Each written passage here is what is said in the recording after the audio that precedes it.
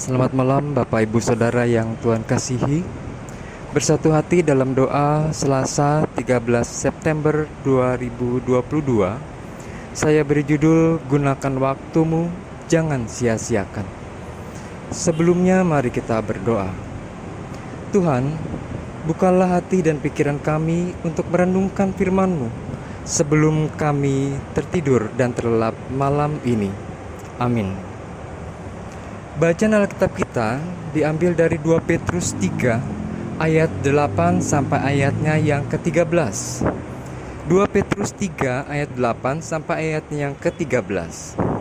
Akan tetapi, saudara-saudaraku yang kekasih, yang satu ini tidak boleh kamu lupakan, yaitu bahwa di hadapan Tuhan satu hari sama seperti 1000 tahun, dan 1000 tahun sama seperti satu hari.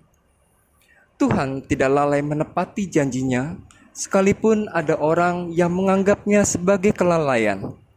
Tetapi Ia sabar terhadap kamu, karena Ia menghendaki supaya jangan ada yang binasa, melainkan supaya semua orang berbalik dan bertobat. Tetapi hari Tuhan akan tiba seperti pencuri.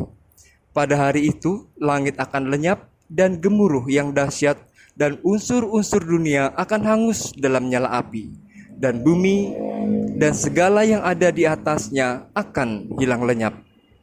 Jadi, jika segala sesuatu ini akan hancur secara demikian, betapa suci dan salehnya kamu harus hidup, yaitu kamu yang menantikan dan mempercepat kedatangan hari Allah. Pada hari itu, langit akan binasa dalam api, dan unsur-unsur dunia akan hancur karena nyalanya. Tetapi sesuai dengan janjinya, kita menantikan langit yang baru dan bumi yang baru, di mana terdapat kebenaran. Demikianlah firman Tuhan. Saudara-saudara, kitab 2 Petrus merupakan surat yang ditulis Simon Petrus kepada orang percaya di Asia Kecil, yang telah menerima suratnya yang pertama. Petrus menyampaikan surat agar mereka bertekun dan mengejar kesalehan dan pengenalan yang benar akan Kristus. Selain itu, Petrus ingin menentang para nabi palsu di gereja di Asia Kecil yang mencoba merusak kebenaran Injil. Mereka diingatkan selalu waspada agar tidak tersesat karena pengaruh orang-orang yang tidak mengenal kebenaran Allah. Sebaliknya, Petrus ingin mereka bertumbuh dalam kasih karunia dan pengenalan akan Tuhan, supaya ketika harinya Tuhan tiba, mereka akan memperoleh keselamatan dan hidup yang penuh sukacita. Saudara-saudara, jika kita cermati, maka apa yang diuraikan di atas tergambar jelas maksud dari surat Petrus yang kedua ini. Surat ini ingin menjawab sekaligus meneguhkan iman jemaat yang terguncang atau mungkin goyah karena ulah para guru-guru palsu itu. Oleh sebab itu, Petrus ingin menggarisbawahi dua hal penting, yaitu pertama, Petrus ingin jemaat makin memahami siapa yang empunya waktu. Ayat 8 tertulis bahwa di hadapan Tuhan satu hari sama seperti 1000 tahun, dan 1000 tahun sama seperti satu hari. Siapa yang dapat memprediksi dan menentukan hari kedatangan Tuhan? Tidak ada dari kita yang dapat mengatakan tentang janji Tuhan dan kedatangannya kembali.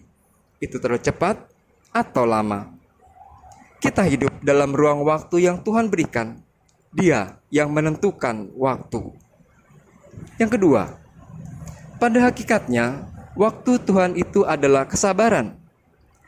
Tetapi Ia sabar terhadap kamu karena Ia menghendaki supaya jangan ada yang binasa, melainkan supaya semua orang berbalik dan bertobat. Pada ayat yang ke-9. Ketika kita memahami bahwa kita hidup dalam ruang waktu Tuhan, selama Tuhan masih memberikan waktu kepada kita, artinya Tuhan masih memberikan kesempatan bagi kita untuk berusaha hidup. Hidup yang bagaimana? Hidup yang tidak bercacat dan bernoda tentunya. Selama Tuhan masih memberikan waktu kehidupan itu, artinya tangan Tuhan masih tetap terbuka keselamatannya bagi siapapun. Namun pertanyaannya, Sudahkah kita memakai waktu yang Tuhan berikan kepada kita itu? Bagaimana kita memakainya? Tuhan memberikan waktu hidup bagi kita adalah untuk mempersiapkan diri kita menuju keselamatan yang Tuhan berikan. Selama masih diberi waktu, jalanilah hidup kita. Untuk apa? Ya, untuk berkarya bagi Sang Empunya waktu. Dari sekian banyak waktu yang Tuhan berikan kepada kita, marilah kita lihat kembali bagaimana kita menggunakan waktu-waktu kita itu. Berguna atau sia-sia? Berguna untuk siapa? Itu juga harus kita uji lagi.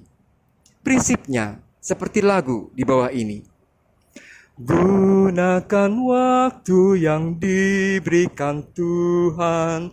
Waktu telah berlalu dengan cepat.